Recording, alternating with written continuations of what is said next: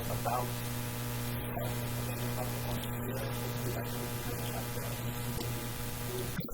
transaction volume. We have a pretty big offering on our platform right now, which we're pretty excited by. So what we do is we produce content for the companies that we list for. And we've got some partnership with a major New York global advertising agency that produces that content for us, 2 to 3 minutes in length. We think that video really helps reduce the cognitive load in investing. So you have all the information you would need to make an informed investment decision, but you also can find out very quickly whether it's something that would be interesting to you. So it's a bit about us. Well, I hope you've done some work with Chris Tyrrell, and if not, I'm sure you will after this panel. Chris, would you like to introduce yourself next? Sure. Hi, my name is Chris Tyrrell. I'm the CEO of OfferBoard. We are a platform. We own a broker-dealer. We have 25 registered representatives that sell securities, and we've sold $30 million in securities since we launched in the middle of last year. And we do similar things. We do a lot of content-based marketing. We help people kind of pre-build audiences for their offerings, and then we not only market them using technology, but using registered reps, calling on the phone, talking with people, following up on their interest, whether it was expressed online or offline. Great. Alan, would you like to talk about ShareStates? Sure. So ShareStates is a real estate crowdfunding platform for debt and equity. We are primarily dealing with real estate speculators and smaller to mid-sized developers that are looking for financing on their projects. And what we do is we really pride ourselves on transparency. So we've taken it upon ourselves to create our own proprietary risk rating system, which for those of you who are familiar with Lending Club and platforms like that, we put up our projects and provide all of the material information for those projects and then grade those projects from an A+ down to a D-. And we show our investors how we're coming up with that grade, how we're pricing those deals, and why we think that they're good deals. And really, it's all about just providing as much information to our investors as possible and showing them, how we would underwrite a deal and why we think it's an appropriate investment and why the risk-adjusted return is there. And we're very interactive with our platform users. We provide them with messaging boards so that they can actually leave comments right there on the projects and interact with other users on the platform, et cetera. And it's been going great for us. We just closed about a $13 million month last month, and it's growing exponentially from there. And one of the other cool aspects of our platform is that we actually allow our investors, our individual accredited investors, to invest side by side with institutions. So in many cases, in almost all cases actually, our projects are anchored by a fund or a capital group of some kind that's a $1 billion entity, and then our individual investors have the opportunity to invest side by side with them. Wonderful. The real estate market is hot right now. Yeah. And finally, Michael, will you tell us a bit about Venovate? Sure. I'm Michael Ranieri, the founder and CEO of Venovate. Venovate is a platform, an online brokerage dealer platform, a broker-dealer, a SEC-registered ATS, and a registered investment advisor. So we can engage in primary and secondary transactions. And what we built on this platform is to match sophisticated investors of various different levels of accreditation, accredited investors, of course, advisors that advise them, institutions, mid-market institutions, with a curated set of private securities that could be a direct investment in a company, debt or equity. It could be an investment in a fund, venture fund, private equity fund, or a real estate project that has been wrapped by a real estate investor and put into a legal construct that investors can invest in that. We put the whole investment process online by trade. We're a technology company, happens to be in the private securities business. Everything from the search and discovery to the online deal room, the online commitment, paperless documentation, escrow, and custody. But we're more than a technology company in the sense that we think, and I heard this conversation going on in the last panel, it's a high-tech, high-touch business. Not only can this business be made more transparent and accessible and efficient with technology, but it's still a relationship-based business. So it's required to have investment Series 7 professionals working with investors, and not only having the technology push them opportunities that they've expressed interest to when they became a member, but also having managing directors out there sourcing quality deals. Someday it might flip and the platform does most of the work, but it is a high-tech, high-touch, heavily professionally supported Florida platform. Great. And just, I guess, finally, I'll introduce DealStruck. I'm a participant moderator. So DealStruck is a debt-based platform. We have been operating now for 2 years, and we've issued about $100 million worth of debt, or we've bought $100 million worth of debt from small business owners so far. We're buying about $10 million a month worth of debt right now. And we are doing so in a very different way than crowdfunding. We actually did secure our capital on the back end. And so when an issuer or a small business owner comes to us for capital, they apply with us. We fund them directly from our balance sheet.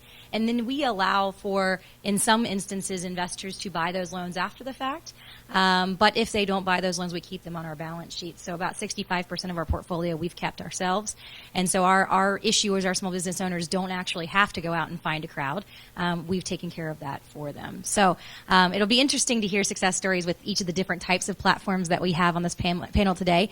But let's begin at the beginning. For those of you who have platforms, what is the criteria and the process for listing on your platform? Do you want to start, Alan? Sure. So we take a very thorough approach in the fact that we look at 9 key categories that encompass a total of 34 different factors. So when we're vetting a project, we're, of course, looking at... Are you going to name all of them right now? Well, I mean, I'll go through them quickly. We're looking at the LTV of the property. We're looking at the market that the property is located in. We're looking at the development phase of the property, the occupancy levels of the property, the sponsor's experience in terms of millions of dollars developed, but also their experience in terms of which markets have they worked in, what development phases have they done before, and what experience do they have in the particular market that the property is located in. And if all of those don't come together, we won't take on the project. And then from there, we'll also look at the borrower's creditworthiness. We'll take a look at their track record on their credit score, et cetera. And all of our loans are always full recourse projects. So we really try to take a holistic approach to it in grading those projects and underwriting those projects. And then we make all of that information available to our investors as well, so they can do their own independent due diligence. And Chris, do you want to take it next? Sure. We have both kind of written criteria, objective criteria, but also the soft criteria of we don't list anything that a banker's not willing to lead. If a brokerage professional isn't willing to take the deal and lead it, we don't list it, because part of the business of deciding how to sell securities is someone making a judgment call that those securities can get sold. And so that's, I think, the biggest distinction between us and other platforms, is we have a significant human component where we take it out to our network of brokerage professionals and say, is there someone out there willing to lead this deal? And so that's a soft criteria. The hard criteria are relatively straightforward. You're talking about revenue, profitability, management team. I mean, I don't think it would be any surprise, kind of the basic criteria that we look at for companies. We try not to do startups, so we're doing a lot of not startup companies, and we generally look at companies that are raising I guess our biggest deal is $200 million, but $200 to $200 million in equity capital. And I think, and feel free, gentlemen, in the middle to jump in on this, but I think that that's a big misnomer with crowdfunding. Is everyone? I think the general public believes that every deal that wants to raise money on a platform is going to be able to. And I'm hearing both of you say, and gentlemen, feel free to jump in here, that still 90% of deals are likely turned down and don't make it onto the platform. And so, can anyone speak to the number of deals you're seeing that are being turned away versus the number that you're actually sending onto the platforms? Yeah, it's over 90%. I mean, it's probably 95 plus. There's a negative selection bias for being on the internet. Mm-hmm. And I think it depends where they come. Like I had mentioned earlier, at this stage, and I too believe we're very, very early, that the managing director side of our company is out soliciting deals. That's where most of the deals are coming that we would put on the platform, are the ones that we want to put on the platform. The ones coming in the front door, it's 90%, if not higher, rejection, either because they're not ready, they're not mature enough, or it is advertisements in all caps, things like that. Or there isn't one, really. Yeah, we have the same issue. We're turning down about 90% of the applicants who come in our door, and our minimum criteria. We also will not fund startups. So startups do have a tough time, I think, with a lot of these platforms. We need 12 months of cash flow in order to be able to consider a deal. We require a minimum FICO score of the proprietor of at least $620,000 a month in revenue. And so these are businesses that oftentimes aren't able to secure bank loans and bank capital because they're still not 3 years old.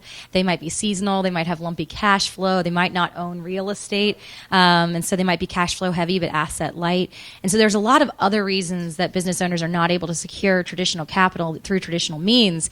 But that doesn't mean that that our platforms are willing to accept everyone. And that's why we're as successful as we are so far, is that we've been much more selective in the process of choosing the successful deals. I didn't come from Wall Street. I came from working on the web. And I wish that somebody would have told me when I started this business that there's an adage that many of you probably know, that securities are sold, they're not bought. And so when you think about the type of companies that you're going to spend your time creating all this content for, doing diligence for, it's a lot of work, it takes a lot of time, a lot of effort. And so we're particularly deliberate about the companies that come onto our platform, and we think that investors will trust us because we've been very careful about who comes on. So I would say our selection criteria is I would say we let in less than 1%.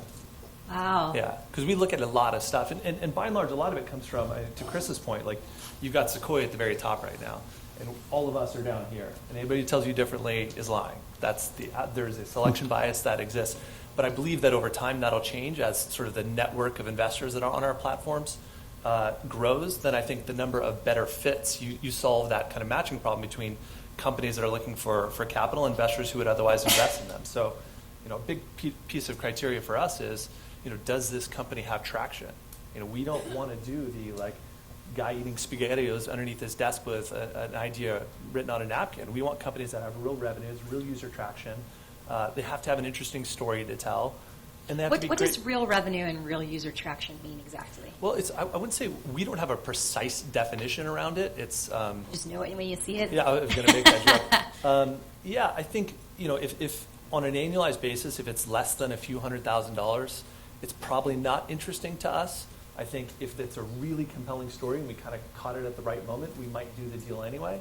But yeah, I mean, we want companies that are going to be able to raise between, call it $3 and $10 million. We're doing a $30 million raise right now. We want bigger companies that have the social proof of a high quality investor in the deal as well. And we have on our platform deals from Tigers invested in, Coastal Ventures, Highland Capital, the who's who of major venture capitalists, because we're going a little bit later. We're being very selective about who gets in, and that those companies are actually putting points up, which I think is incredibly important. It's interesting, even a year ago when we would have these type of panel discussions, a lot of companies, we didn't know what our market was yet. And I'm noticing that the platforms have become much more selective over the past year or so. And so I'll be curious to see how that continues to change. Now, both Darren and Chris, you both talked about the difference between automation and human interaction. Can you talk about your process and how much of this is do you involve a human in versus using the internet? I'll start. Go ahead. I'm on a roll here, so I'll just keep going. Follow the divas. I'll shut you off when it's time. My view is that Silicon Valley, Silicon Beach, Silicon Alley are lying to themselves when they say that this is going to be a fully automated, human-driven, technical-driven process. I don't subscribe to that. I think that you have to have people who are registered, licensed people who are helping to articulate to savvy investors what an opportunity looks like. And there may be, down the road years from now, the possibility where you have a Tinder, Match.com kind of thing where people come in and they say, I'm looking for a deal XYZ, can you show it to me? And maybe they do.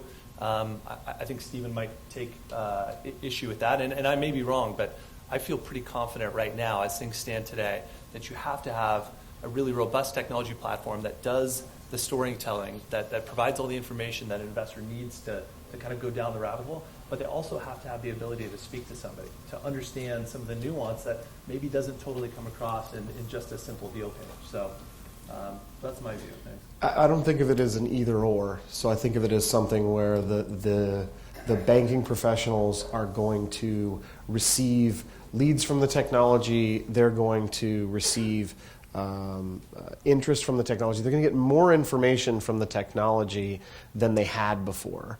But it's still going to empower them to do what they traditionally did, which is sell securities. So I don't think of it as either or. I think of the technology as significantly extending the reach of the people. The technology is allowing those people to specialize. So you might have guys who all they do is source deals. They're never selling deals to an investor. They're just going out and they're finding the best ones. But because they're plugged in through technology to another network of people that are out selling the good deals that they're finding, you can create that kind of virtual alliance between banking and brokerage professionals to get deals sold, get good deals sold. It's interesting because the Treasury just did two things investors, the marketplace on how we're assessing creditworthiness and how automated that is, or how uniform it is across risk classes. And it's interesting as we as a company are writing our response to that inquiry, because we are highly human. We are online, but we are acting just like the traditional lenders are. We spend quite a bit of time underwriting, and I think that was a big concern when crowdfunding first came onto the scene is how much human interaction is there going to be. But you still have to have underwriters. You still have to have people who are really looking at the business model, at the financials, at the P&L, taking a look at the spreads to ensure that they make sense. To be sniffing out those fraudulent financial statements and things before you list it on the internet. So I do think it's interesting how much of us how much we're all still using human interaction for that. Any other thoughts on this? Yeah, having come from online brokerage for 25 years, it's kind of a misnomer that there is no humans involved in stock trading or stock brokerage. It's really the appropriate level of human interaction for the customer segment that can afford it and at the right time. And so in a market like this, I think it's heavily relationship-based. We've already said that. But there's some things that are just more efficient and more effective to do electronically. So when an investor comes on to Venovate, they build out a platform and a profile. So we know the types of things that they're interested in. We know the level of accreditation. It's self-reported at that time, but we have a lot of information. Technology then integrates to Salesforce, where now a rep using Salesforce can see all the things that potential investor is interested in and makes an outbound call. That starts the relationship. That starts to get to know your customer. That starts the accreditation process. And as that high-tech, high-touch relationship progresses, when there's a deal that meets that appropriate criteria of that investor, that's when the marketing happens. Only the customers that are interested in that real estate deal will get that email. And guess what? That rep calls back and talks to them about it in context of the conversation that they had before. So it's an offer of technology and human interaction. It's not so black and white, and it's the right mix. You might change that as you work up the food chain. If you're talking about $50, $100, $200 million deals with institutional investors, you might want to turn up the human interaction dial. So it's the right combination as considered as part of an offer. So I'm hearing a combination of human interaction and targeting. So since many of our platforms are only accepting less than 10% of the deals that we're seeing on any given day, Alan, I'll start with you. Can you speak to any other targeting that you're doing based on vertical or anything else that you might be slicing and dicing these deals with? As far as the marketing is concerned?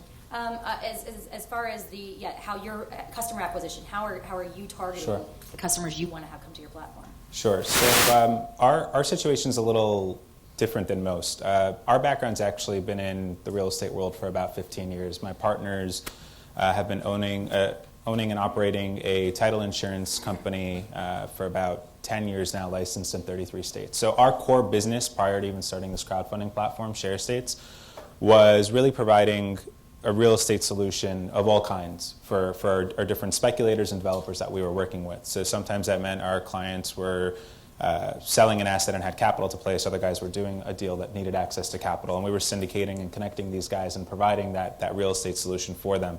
So this was really the path of least resistance for us. When we started Share Estates, the deal flow is there, and there's an excessive amount of deal flow, and at this point we're just cherry-picking deals that we like because we're working on growing the individual accredited and institutional side of our platform, which is, for us, actually the harder sell.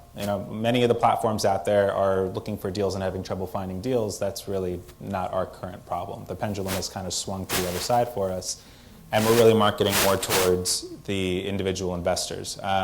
Which to date really for us has just been word of mouth and organic media and growth. We haven't really done any marketing or advertising, and what we've seen is that from the earned media that we've picked up, whether it's an article in Business Insider or CNBC or whatever it's going to be, we actually get the most traction out of that. Those are the guys that are out there in the financial world reading these articles and looking for investments. So they come to us, and then that's where the interaction really starts. They'll either contact us, or in some cases, we have people on our platform that never contact us. They just go online, they read the information they need, and they do their transaction. So we'll get to the investor side in just a few moments, so I don't want to jump too far Sure. ahead. But thank you for that entree. But how are you? Are the entrepreneurs or the issuers finding you, or are you finding them? Do you guys have targeted verticals that you say these verticals do really well on our platform and we'd like to focus on them?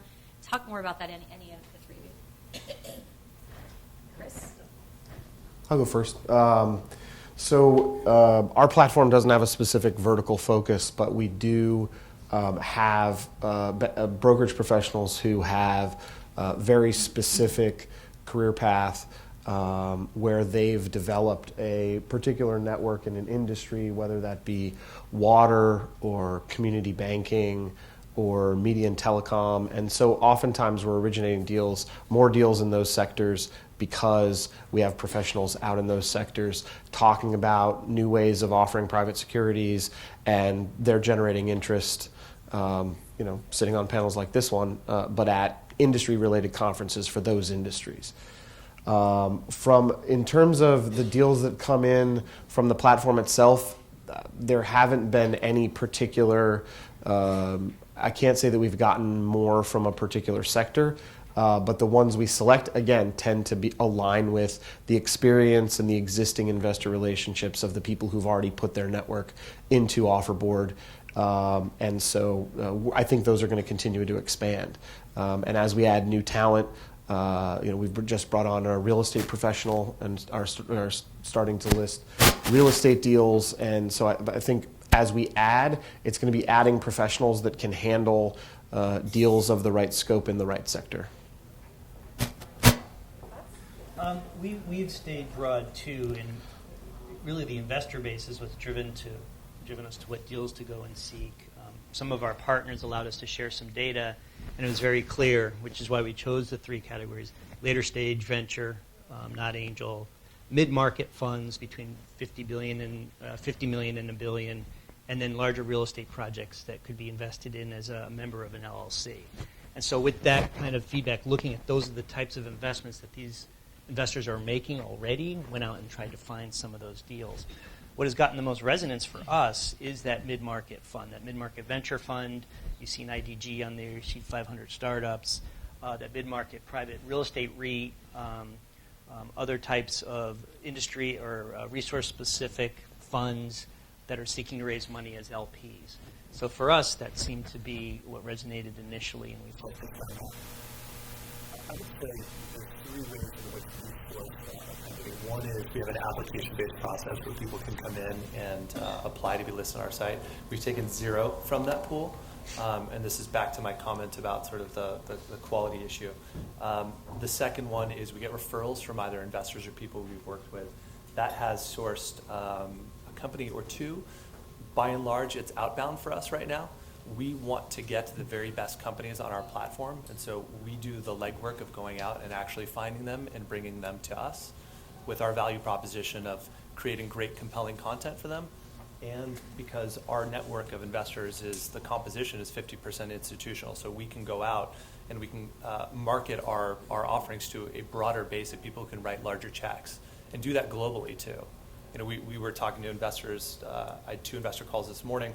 One was with a very well-known group in the UAE, and they can stroke a very, very large check and provide lots of experience and direction around brand and luxury and retail.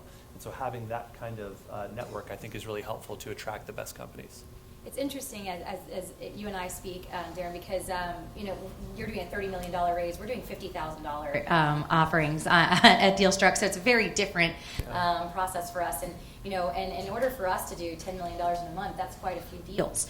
And so we haven't targeted. We've been industry agnostic, Chris, as you mentioned.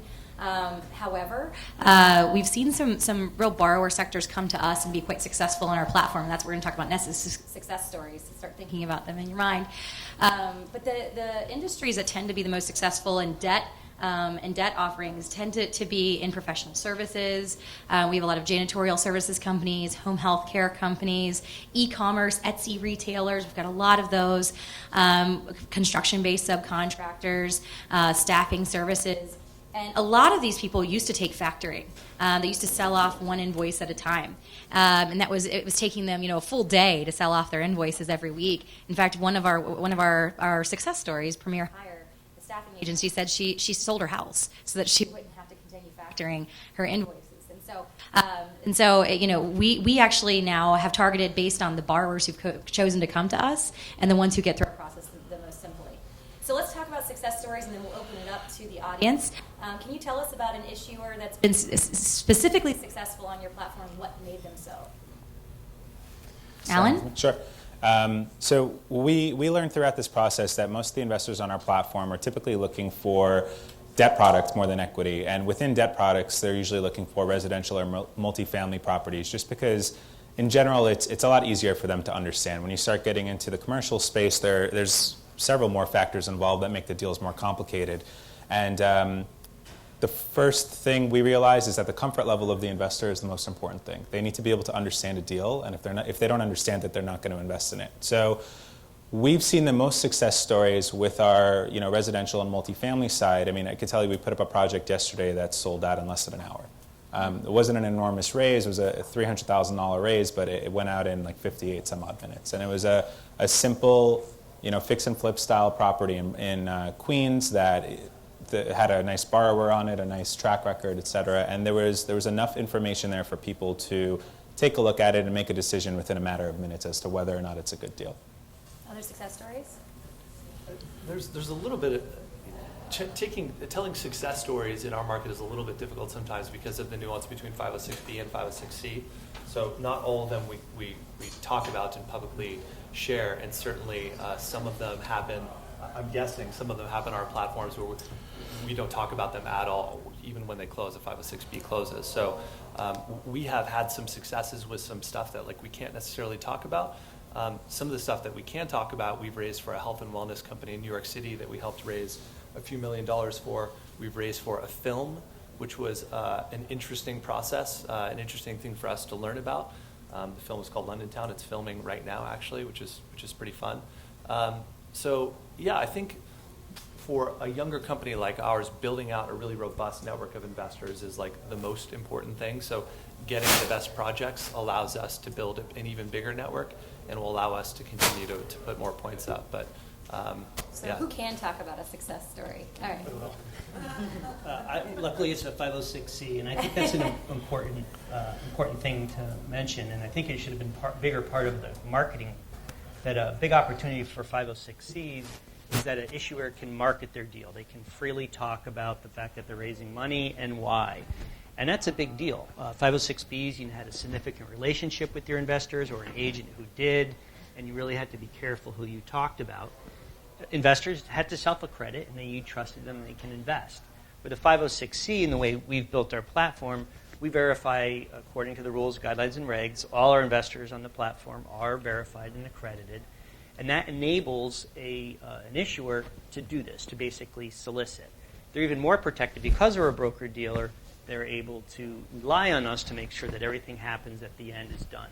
But what that does, it is the ultimate call to action. If a company like we raised money for, it was called Bit Reserve, Halsey Meyer, a big character in San Francisco. We founded CNET. He was a seed investor in Salesforce, started Bit Reserve, and he was very vocal about the fact that he was raising money. It was probably the most successful marketing campaign because to see the deal, to see the deal room, to see the information in more detail, members needed to become members of Venovate. They went in and looked at the deal. The fact is only 5 people invested. It was a $12 million deal. We contributed about $1 million to that raise. We're a best efforts type of approach. But we got hundreds of new members that actually invested in other deals on the platform. So I think this industry, as we can get funds more comfortable with 506Cs, private raises more comfortable with 506Cs, that's the network effect. That's the inertia that we're going to get to be able to get more members and more transactions and more liquidity.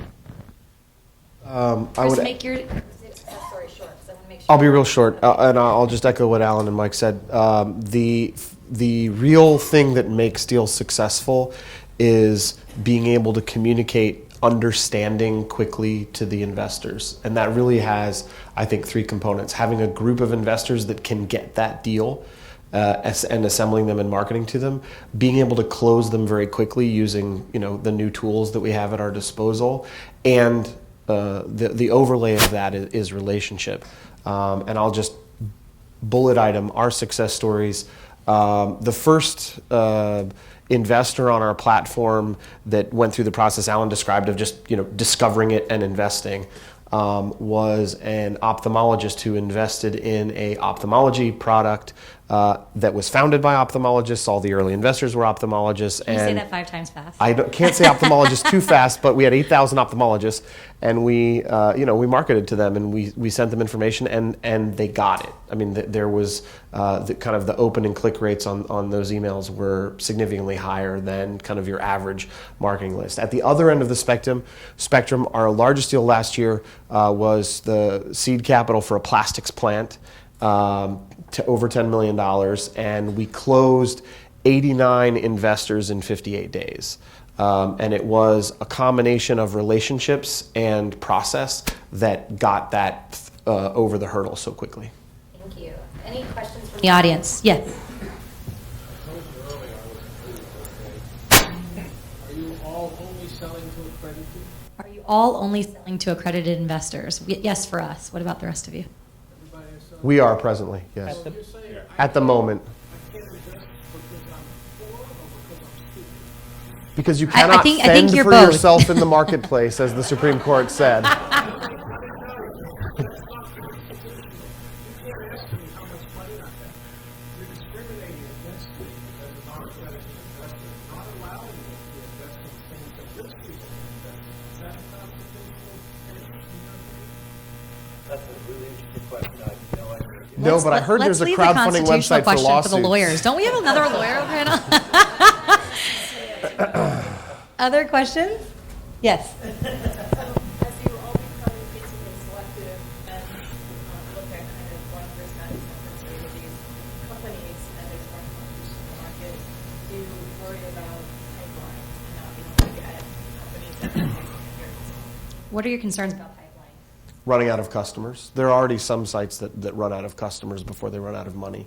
And I think that's actually is going to be a problem. I think people are going to need larger human networks to combine with the larger technological networks to drive an adequate number of customers once they have such a severe quality funnel as we're trying to have. So my response to you is twofold. It's not just the customer acquisition and turning down 90% of the deals that come our way. It's also converting them. So just because someone's interested and they meet our minimum requirements doesn't mean they'll actually fund.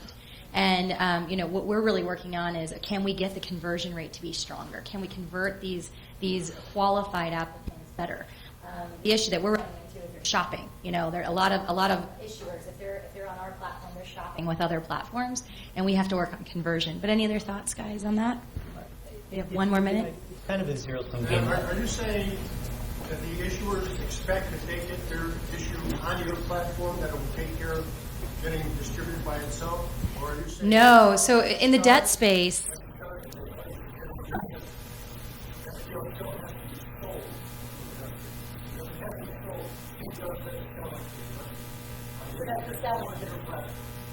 Who does the selling to the investor? Then we have to wrap up that business question. I'll take it. So it's a combination. So in that 506C deal that I described, our reps, our people are selling on their behalf and marketing on their behalf. But a really good partnership in a 506C partnership is that issuer is outselling themselves too. And we only charge for the money that we raise on the platform. If they bring in investors outside the platform, we'll still run them through and do all the administrative work for free, but they don't get charged for that as a money raising fee. The best is both the issuer and the broker dealer is selling in a 506C. As you know, in London, with Crowdfunding, was one of the pioneers of it globally. They put up on their platform, and they have that inventory of accredited investors just dropping off their deal. We don't have a platform is up to get the deal full. this sounds like a great conversation, and that should happen off after the panel closes because we're out of time. So I'd encourage you to come out and speak to our